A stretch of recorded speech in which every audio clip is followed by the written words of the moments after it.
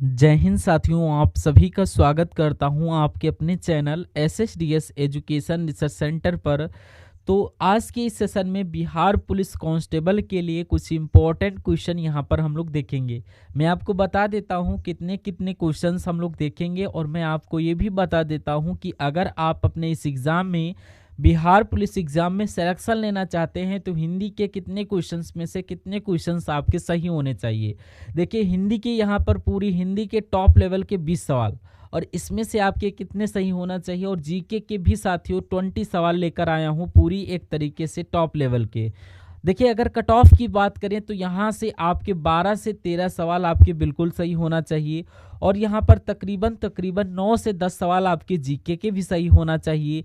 तो यहाँ पर आप इस स्कोर को अचीव करने में लग जाइए। इसके बाद कुछ क्वेश्चंस मैथ के भी देखेंगे हम लोग। तो पहला सवाल है आपके सामने, आप प्रांत काल आइए, यानी कि यहाँ पर रेखांकित शब्द है प्रांत काल। एक तरीके से आप लोग देखिए, यहाँ पर आपको प्रांत काल की वर्तनी कौन से ऑप्शन में सही है। प्रातःकाल ऐसे लिखा जाएगा, ऐसे लिखा जाएगा, जैसे आपका ऑप्शन नंबर ए में लिखा गया वैसे ही लिखा जाएगा। उसके बाद देखिए नेक्स्ट नंबर का क्वेश्चन कह रहा है कि जो भला बुरा न समझता हो उसके लिए एक शब्द क्या होगा। तो जो भला बुरा न समझता हो उसके लिए एक शब्द यहाँ पर आपसे पूछा जा रहा है। अच्छा, यहाँ पर अगर बात करें अविचारित एक शब्द लिखा हुआ है, इसका मतलब क्या होता है। देखिए, जिस पर विचार न किया गया हो। अगर आपसे एग्जाम में ये पूछ लिया जाए कि जिस पर विचार न किया गया हो उसके लिए एक शब्द क्या होगा। जिस पर विचार ना किया गया हो, जिस पर विचार ना किया गया हो उसके लिए एक शब्द क्या होगा साथियों। अगर आपसे पूछे तो आपको अविचारित बता देना है। और उसके अलावा अगर आपसे बताया जाए कि जिसका बंटवारा ना किया जा सके, क्या जिसका बंटवारा ना किया जा सके उसको क्या बोला जाएगा, उसको अविभाज्य बोला जाएगा। और अविभक्त की अगर बात करें तो जो अलग ना किया जा सके, क्या जो अलग ना किया जा सके उसको अविभक्त बोला जाएगा। लेकिन जो भला बुरा ना समझता हो उसको अविवेकी कहा जाएगा, और जो यहाँ पर भला बुरा समझता हो उसको क्या कहा जाएगा, उसको विवेकी बोला जाएगा। तो जितनी चीज़ें मैंने आपको बताई इतनी चीज़ें आपको याद रखना है। उसके बाद देखिए कह रहा है कि जिसकी लाठी उसकी भैंस, दाल कहावत चिरतार्थ होती है, यानी कि ये कहावत चरितार्थ होती है, यानी कि दिए गए वाक्य में कहाँ पर त्रुटि है ये आपको बताना है। यानी कि उसके भैंस नहीं आना चाहिए, यहाँ पर उसकी भैंस आना चाहिए। जिसकी लाठी उसकी भैंस ये आना चाहिए। तो दिक्कत कहाँ पर है, दिक्कत इस वाले शब्द में है। उसके बाद देखिए नेक्स्ट नंबर का सवाल आपकी स्क्रीन पर कह रहा कि हमारे देश का राष्ट्रीय फूल है। तो ये हमारे देश का राष्ट्रीय फूल गुलाब है, नहीं बाग भी नहीं, गुलाब है। गुलाब कैसे लिखा जाता है, जैसे आपका ऑप्शन नंबर सी में लिखा जाता है ऐसे लिखा जाता है। उसके बाद नेक्स्ट नंबर का क्वेश्चन है, कहा आपसे जा रहा है प्रश्न में 4 विकल्पों में से उस विकल्प का चयन कीजिए जो दी गई लोकोक्ति का सही अर्थ वाला विकल्प हो। यानी कि अपने मरे बिना स्वर्ग नहीं दिखता, इसका मतलब क्या होता है, सब लोगों का अपने अपनी ध्वनि में मस्त रहना नहीं, दूसरे वस्तु का निर्भय और उन्मुक्त उपभोग, अपने मुख से अपनी बड़ाई करने वाला व्यक्ति, या अपने किए बिना काम नहीं होता। देखिए साथियों, अपने किए बिना काम नहीं होता, इसका मतलब कुल मिला के अपने मरे बिना स्वर्ग नहीं मिलता, यानी कि अपने किए बिना काम नहीं होता। आंसर आपका ऑप्शन नंबर डी के साथ। उसके बाद देखिए, तुम चिंता ना करो, तुम्हारी मील माफ़ हो जाएगी, या तुम्हारी समन माफ़ हो जाएगी, या तुम्हारी फीस माफ़ हो जाएगी, या तुम्हारी लालटेन माफ़ हो जाएगी। तो इस खाली जगह में आपका फीस शब्द आ जाएगा। राइट आंसर अगर है ऑप्शन नंबर सी तो बिल्कुल करेक्ट है। उसके बाद देखिए यहाँ पर 3 विकल्प त्रुटि युक्त है, और एक आपके सामने एक वाक्य ऐसा होगा जो बिल्कुल शुद्ध होगा, और आपको बताना है इसमें से कौन सा शुद्ध है अशुद्ध है। कह रहा है अधिकांश लोग अवकाश करते हैं, तो लोगा गलत लिखा हुआ है। अधिकतर लोग अवकाश करते हैं, तो अधिकतर लोग अवकाश पर है, या कोई लोगा गलत लिखा हुआ है, या एक लोग अवकाश पर है, यानी कि है यहाँ पर जो कि प्लरल है, एक लोग, यानी इसकी बात होगी। बच्चा कौन सा, ऑप्शन नंबर डी। तो ये आपका साथियों बिल्कुल करेक्ट आंसर हो जाएगा। समान दृष्टि से देखने वाले के लिए एक शब्द क्या होगा, मुझे बताइए। यानी साथियों मैं आपसे रिक्वेस्ट करता हूं, अगर आपने इस वीडियो को अभी तक लाइक नहीं किया तो वीडियो को लाइक कर दीजिए, और एसएसडीएस एजुकेशन रिसर्च सेंटर पर नए हैं तो चैनल को भी सब्सक्राइब करके बेल आइकन को क्रैक कर लीजिए। आपका एग्जाम 13 जुलाई से है, और 13 जुलाई से मैं आपको इतना मजबूत बनाऊंगा आज, यानी कि आपका यानी कि जैसा पेपर बनाने वाला जैसा भी बना ले, आप बहुत आराम से अच्छी 80-85% आप लोग सही करके आओगे। यानी कि 13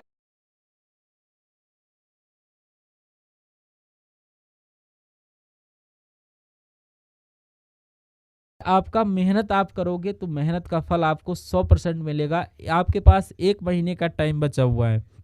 यानी कि कह रहा है समान दृष्टि से देखने वाले को क्या बोला जाता है? शब्दर्शी, क्षणभंगुर या स्तवक सनातन।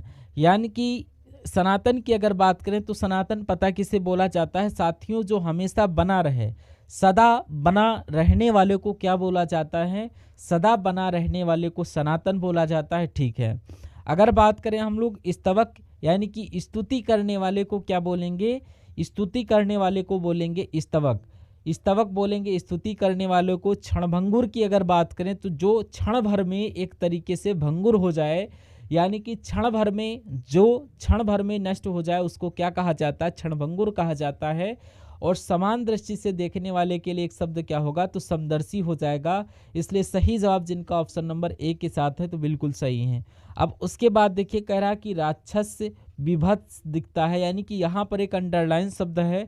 तो आपको बताना है कि राक्षस जो है वो आपको कैसे, यानी कि यहाँ पर अगर बात करें इसका विलोम आपसे पूछा जा रहा है। विभत्स का विलोम क्या हो जाएगा? आकर्षक, कायर, घोर या आबाद। यानी कि यहाँ पर आकर्षक हो जाएगा। इस शब्द का विलोम आपका आकर्षक हो जाएगा और आकर्षक का विलोम विभत्स हो जाएगा। दोनों बातें आपको मालूम होनी चाहिए। अगला क्वेश्चन आपकी स्क्रीन पर कह रहा है कि कलाई खुलना, ये एक मुहावरा है और इस मुहावरे का अर्थ आपसे पूछा जा रहा है। तो इसका मतलब क्या? धागा खोलना होता है, हाथ टूटना होता है, भेद खुलना होता है या किसी का रहस्य फाल्स हो जाना, यानी कि कलह खुलना। इसलिए आंसर अगर है ऑप्शन नंबर सी के साथ तो मैं कहूँगा आंसर आपका बिल्कुल करेक्ट हो जाएगा।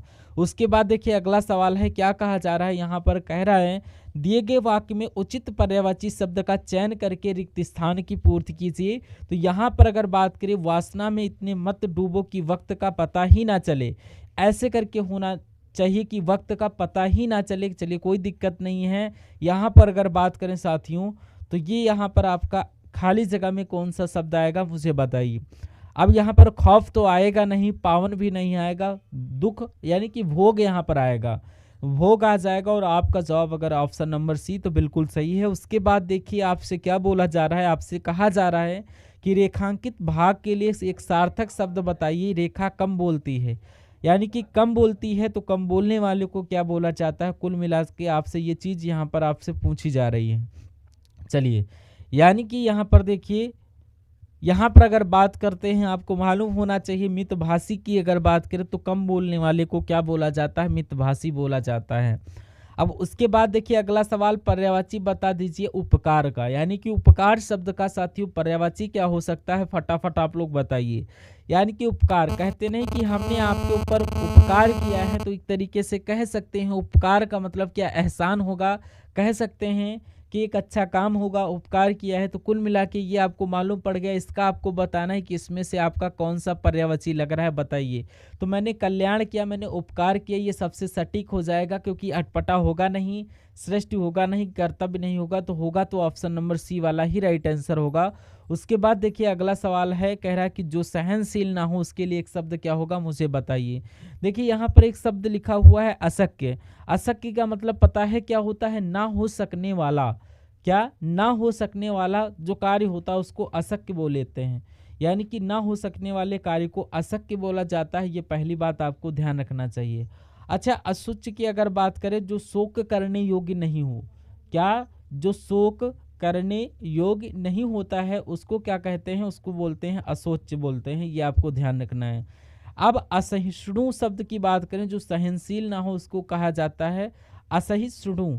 यानी कि जो सहन ना कर सके, जो सहनशील ना हो, असहिष्णु। और जो सहनशील हो उसको क्या बोलेंगे? सहिष्णु बोलेंगे। तो ये दोनों चीज़ें आप लोगों को यहाँ पर मालूम होना चाहिए। अब उसके बाद देखिए नेक्स्ट नंबर का सवाल आपकी स्क्रीन पर कहा जा रहा है कि निम्नलिखित प्रश्न में दिए गए 4 विकल्पों में से उस विकल्प का चयन कीजिए जो दिए गए मुहावरे के अर्थ को सर्वश्रेष्ठ रूप से व्यक्त करता है। तो हाथ पांव मारना इसका मतलब क्या होता है? इसका मतलब मुझे बताइए। कहते नहीं कि अगर आपको कामयाब होना है तो आपको क्या करना पड़ेगा? हाथ पांव चलाना पड़ेगा, हाथ पांव मारना पड़ेगा। हाथ पांव मारने का मतलब ये नहीं कि आप रियल में हाथ पैर मारो, यानी कि बड़े बुजुर्ग कहते हैं कि हाथ पैर चलाओगे, मारोगे तो कुछ हासिल होगा। तो यानी कि मैं आपसे कहूँगा कि आप कोशिश करोगे तो आपको कुछ कामयाबी मिलेगी और आप कामयाब होगे। तो इसलिए राइट आंसर अगर है आपका ऑप्शन नंबर सी तो बिल्कुल सही। उसके बाद देखिए कहा जा रहा है कि रेखांकित शब्द के लिए सही वर्तनी बताइए। मृतक के घर वाले वही मौजूद थे, तो यहाँ पर ये शब्द लिखा हुआ, तो ये आपका यहाँ पर मुझे लगता है सही नहीं।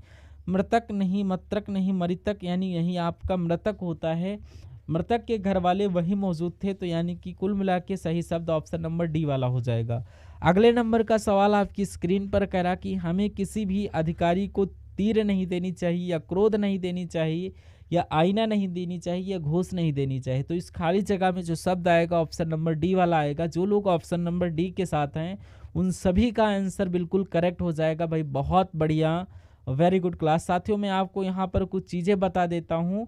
देखिए जो आपका बिहार पुलिस कांस्टेबल का जो पेपर है, जो बिहार पुलिस कांस्टेबल का जो पेपर है, ये पेपर आपका 13 जुलाई का है।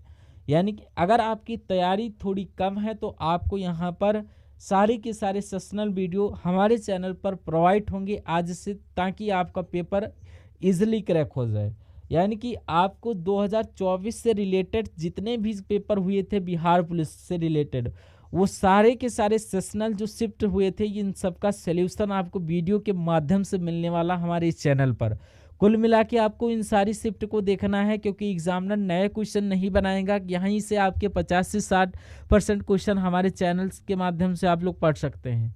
उसके अलावा साथियों आपको 10 पेपर मॉडल पेपर के दिए जा रहे हैं और सल्यूशन के साथ मिलेंगे, यानी हल सहित आपको मिलेंगे ये पेपर। और उसके अलावा आपको PDF मिलेगी जिसमें आपको इम्पॉर्टेंट करंट अफेयर और यहाँ पर उससे रिलेटेड आपको यहाँ पर सारे के सारे इम्पॉर्टेंट क्वेश्चन डिस्क्रिप्शन में आपको लिंक मिल जाएगी। वहाँ पर उस लिंक पर विजिट करते हैं तो हमारे इंस्टाग्राम चैनल पर विजिट करेंगे, वहीं पर आपको स्टैटिक जीके के मिलेंगे। तो यहाँ पर बात करें कि मैंने कल ही एक उपन्यास पढ़ी, तो निम्नलिखित प्रश्न में से 4 विकल्प में से उस विकल्प का चयन करिए जो कोष्टक में दिए गए उस विलोम का सही शब्द है। यानी कि यहाँ पर उपन्यास का विलोम रचना होता है, नहीं काव्य होता है, नहीं जानकारी होता है। ये आपका उपन्यास का विलोम एकांकी होता है, यानी कि उपन्यास का विलोम यहाँ पर एकांकी हो जाएगी और खाली जगह में साथियों एकांकी शब्द ही आएगा। इस प्रकार जिनका भी आंसर ऑप्शन नंबर डी के साथ है बिल्कुल करेक्ट। उसके बाद देखिए लाइब्रेरी से फिताब ला कर दीजिए, तो यहाँ पर फिताब लिखा हुआ है, यानी कि निरर्थक शब्द जिसका कोई अर्थ ना हो। निरर्थक का मतलब होता है जिसका कोई अर्थ ना हो, तो इसमें किसका अर्थ नहीं, मैं कहूँगा फिताब का अर्थ नहीं है। फिताब शब्द यहाँ पर गलत लिखा हुआ, इसका कोई अर्थ नहीं है, किताब होना चाहिए। लाइब्रेरी से किताब ला कर दीजिए। उसके बाद देखिए आपसे पूछा जा रहा है कि जो स्त्री कविता लिखती है उसके लिए एक शब्द क्या होगा, तो उसको साथियों यानी कि जो कविता लिखती स्त्री उसको बोलते हैं कवित्री। आंसर आपका ऑप्शन नंबर सी हो जाएगा। अब यहाँ पर साथियों आपके सामने जीके के क्वेश्चन से स्टार्ट होंगे, बहुत ध्यान से इन क्वेश्चंस को देखिएगा और उसके बाद आप लोग देखिएगा नेक्स्ट नंबर का क्वेश्चन आपके स्क्रीन पर है। जीके के क्वेश्चन आपके स्टार्ट हो रखे हैं। कह रहा कि सत्यशोधक समाज के संस्थापक कौन थे, आप लोग बताइए। तो यहाँ पर अगर सत्यशोधक समाज की स्थापना की बात करें तो 1873 में इसकी स्थापना हुई थी। कहाँ पर हुई थी, ये महाराष्ट्र में सत्यशोधक समाज की स्थापना हुई थी। लेकिन किसने इस समाज की स्थापना की थी, तो इनका नाम आपका ज्योतिबा राव फुले है और यही सत्यशोधक समाज के संस्थापक कहलाए जाते हैं। उसके बाद नेक्स्ट नंबर का क्वेश्चन आपकी स्क्रीन पर आपसे कहा जा रहा है कि न्यायाधीश को हटाए जाने के संबंध में नीचे दिए गए कथन को पूरा कीजिए। भारतीय संविधान, क्या साथियों, भारतीय संविधान न्यायाधीशों को हटाने के लिए कोई प्रक्रिया निर्धारित नहीं करता, ऐसा नहीं, प्रक्रिया निर्धारित है। भारतीय संविधान जो न्यायाधीशों को हटाने के लिए बहुत कठिन प्रक्रिया निर्धारित करता है। कह रहा केवल उच्च न्यायालय के न्यायाधीशों को हटाने की प्रक्रिया निर्धारित करता, ऐसा नहीं है।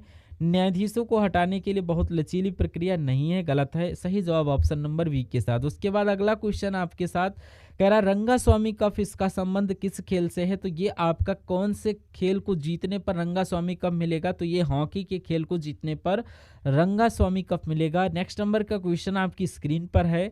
आपसे कहा यह जा रहा है कि भारतीय संविधान के भाग 4(1) के अनुसार यदि माता पिता या संरक्षक हैं, ठीक है, वर्ष तक यानी कौन से वर्ष तक की आयु वाले अपने यथास्थित बालक या प्रतिपाल के लिए शिक्षा का अवसर प्रदान करे, तो यहाँ पर देखिए अगर बात करें तो आपको मालूम होना चाहिए जो हमारा संविधान है वो किसकी बात करता है, भाग 4A की बात करता है।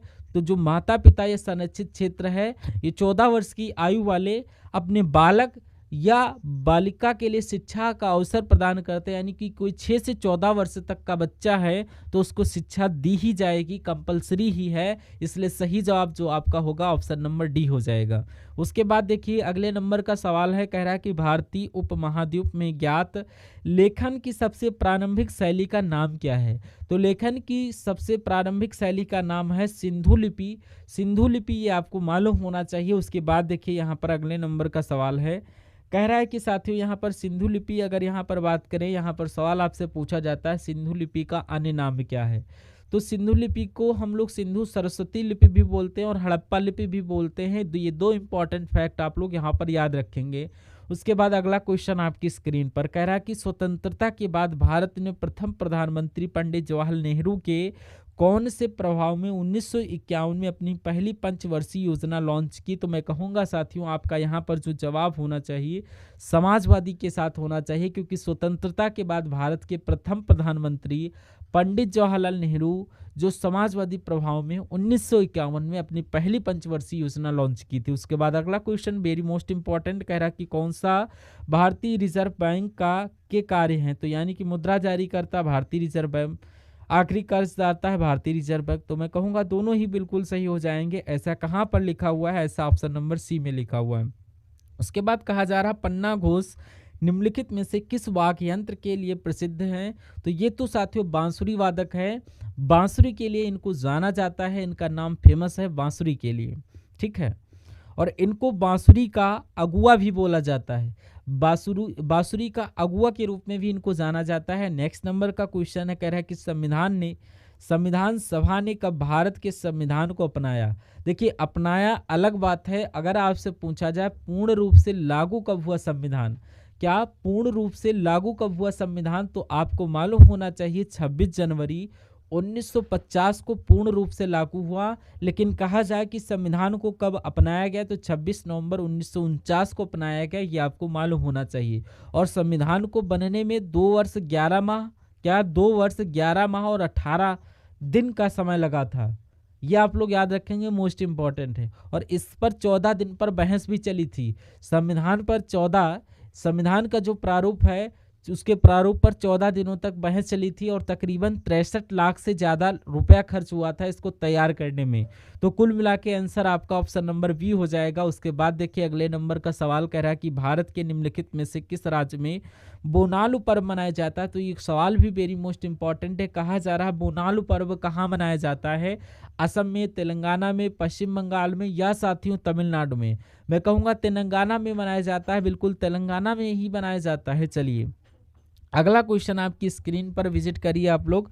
देखिए कह रहा है कि जनगणना 2011 के अनुसार निम्नलिखित में से किस राज्य में महिला साक्षरता दर सबसे अधिक है।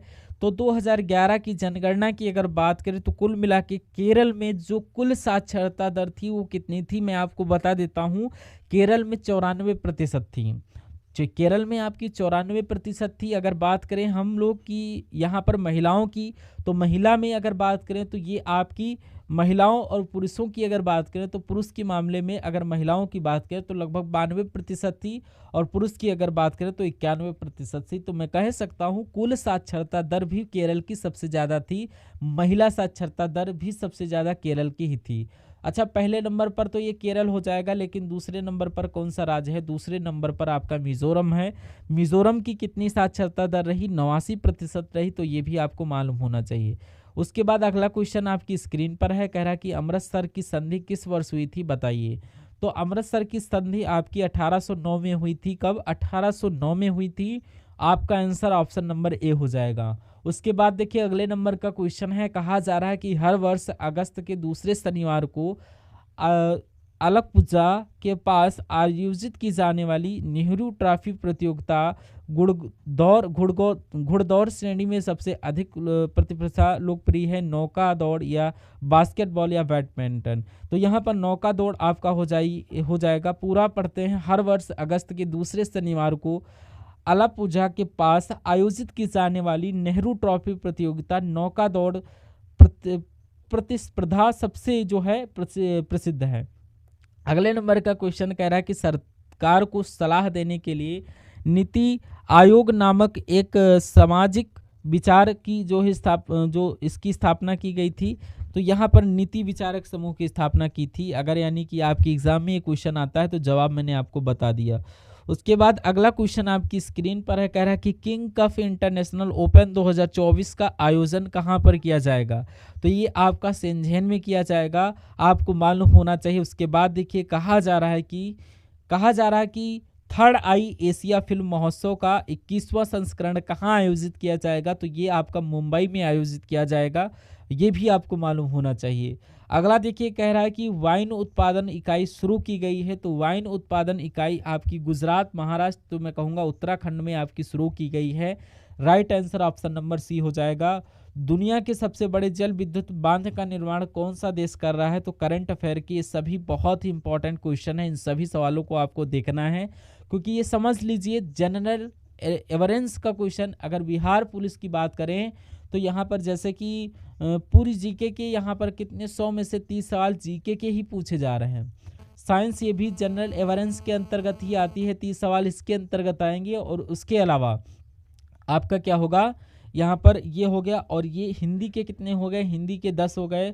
और यहाँ पर बिहार जीके जो भी जनरल एवरेंस के अंतर्गत ही आती है, बिहार जीके की अगर बात करें तो 10 सवाल पूछे जाएंगे, 60, 70, 80 और 10 इंग्लिश के, 10 मैथ के। तो मैं कहूँगा 70 नंबर की जनरल एवरेंस आपसे पूछी जा रही।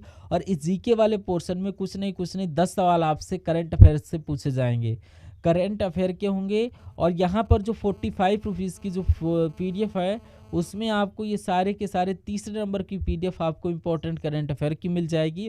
और यहाँ पर 1000 क्वेश्चन हो जाएंगे करंट अफेयर के, कैसे MCQ टाइप के। जैसा कि मान लीजिए ये क्वेश्चन है और ऐसे ही क्वेश्चन होगा पहला क्वेश्चन, और इसका आंसर मान लीजिए B है, तो नीचे लिखा होगा, थोड़ा सा नीचे आपको दिखेंगे, थोड़ा PDF को स्क्रॉल करेंगे तो आपको आंसर B दिखेगा। ऐसे नेक्स्ट नंबर का क्वेश्चन, उसका भी आंसर नीचे है। तो ऐसे करके आप लोग पढ़ेंगे तो 1000 क्वेश्चन बहुत ज़्यादा टाइम नहीं लगेगा। और ठीक है, तो यहाँ पर कुल मिला के आपको करंट अफेयर के क्वेश्चन हम लोग यहाँ पर देखेंगे, इन सवालों को भी आप लोग यहाँ पर देखिएगा। कह रहा कि दुनिया के सबसे बड़े जल विद्युत बांध का निर्माण कौन सा देश कर रहा है।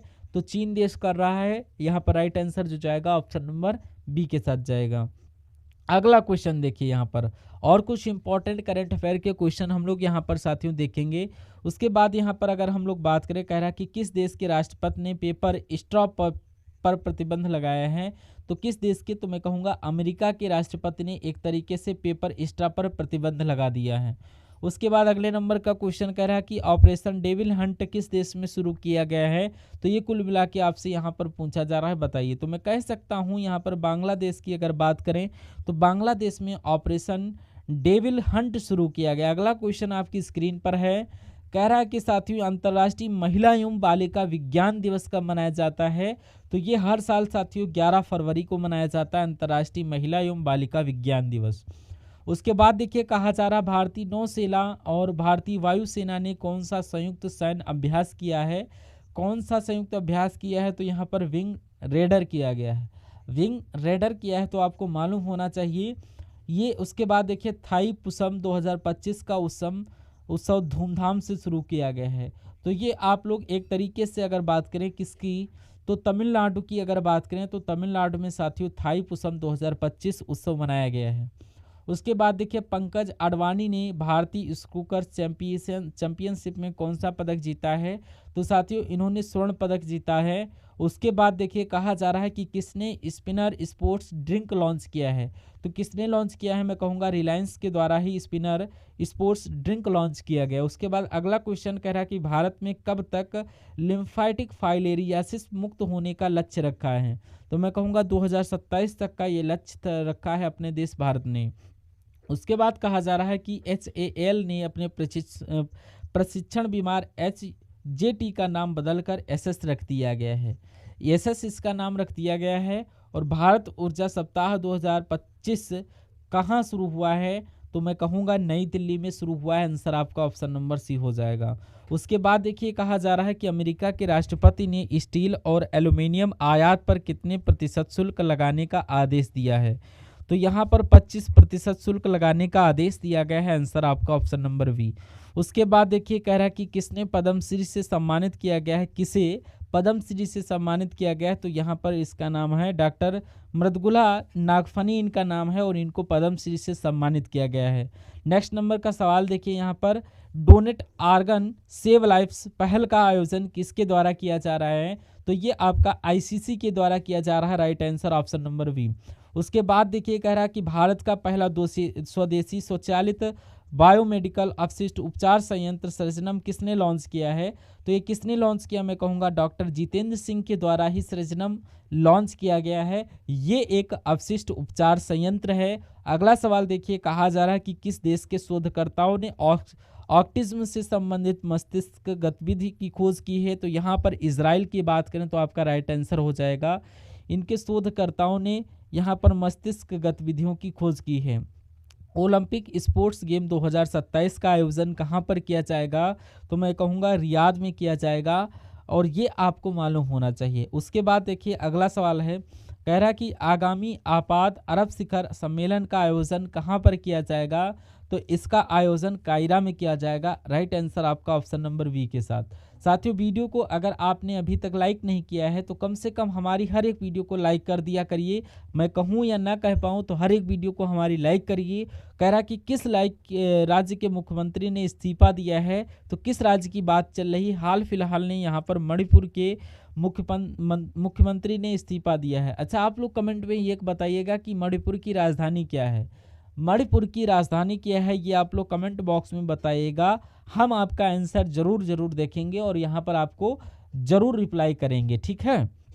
चलिए, और यहाँ पर हम बात करें अगले नंबर सवाल की, तो कह रहा है कि राष्ट्रीय कृमि मुक्ति दिवस कब मनाया गया है, तो ये साथियों 10 फरवरी को मनाया जाता है राष्ट्रीय कृमि मुक्ति दिवस। और उसके बाद कह रहा है कि किस देश के राष्ट्रपति ने अपने पद से इस्तीफा दिया है, तो मैं कहूँगा किसकी बात चल रही है, रोमानिया की बात चल रही है। रोमानिया के देश के राष्ट्रपति ने अपने पद से इस्तीफा दिया है।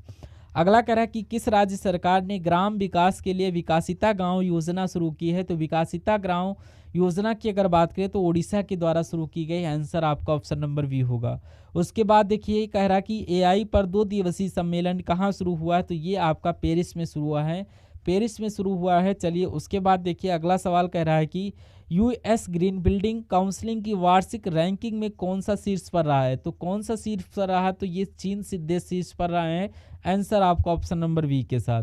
कह रहा कि किस बैंक ने अमिताभ बच्चन का डिजिटल अवतार लॉन्च किया है, तो मैं कहूँगा एक तरीके से आईडीएफसी फर्स्ट बैंक है। ये आपके सवाल का राइट आंसर हो जाएगा। आंसर ऑप्शन नंबर सी।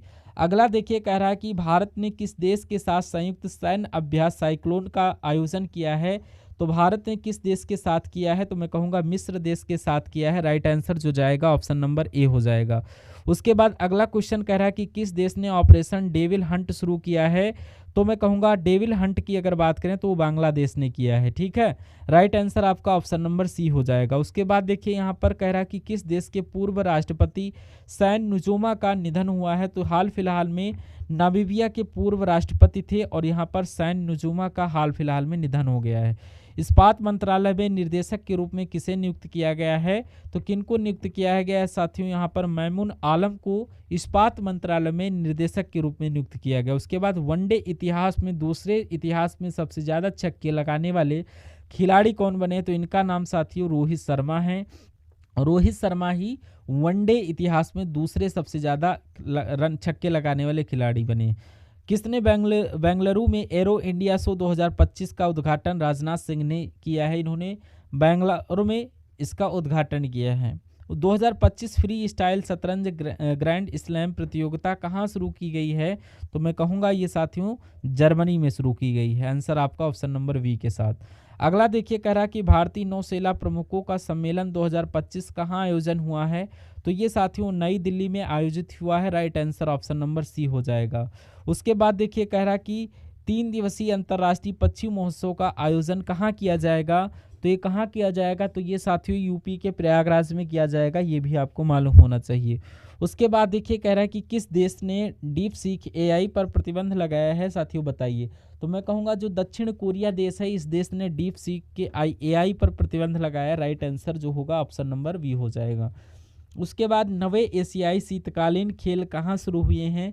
तो ये साथियों कहाँ पर शुरू हुए हैं? चीन देश में शुरू हुए हैं। आंसर आपका ऑप्शन नंबर बी हो जाएगा।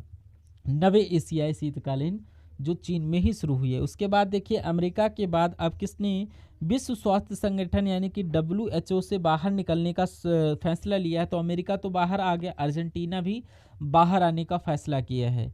उसके बाद देखिए किसने इंटरनेशनल क्रिमिनल कोर्ट पर प्रतिबंध लगाया है? तो किसने लगाया है? तो अमेरिका ने इंटरनेशनल क्रिमिनल कोर्ट पर प्रतिबंध लगाया। उसके बाद देखिए किसने अपना नाम बदलकर इंटरनल किया है? तो यहाँ पर ये किसने? तो ये साथियों आपको जोमेटो ने साथियों अपना नाम बदला है और इटर्नल रखा है। उसके बाद देखिए कहा जा रहा है अंतर्राष्ट्रीय क्रिकेट में 600 विकेट लेने वाले पांचवें भारतीय गेंदबाज कौन बने हैं? तो रविंद्रनाथ जडेजा जी बने हैं। आंसर आपका ऑप्शन नंबर बी। हाल देखिए अगला क्वेश्चन कह रहा है कि 38वीं राष्ट्रीय खेलों में पुरुषों की 50 मीटर राइफल 3 पोजीशन इवेंट में किसने गोल्ड मेडल जीता है? तो यहाँ पर नीरज कुमार ने गोल्ड मेडल जीता है। आंसर जो है आपका ऑप्शन नंबर सी हो जाएगा। भाई बहुत बढ़िया, ठीक है।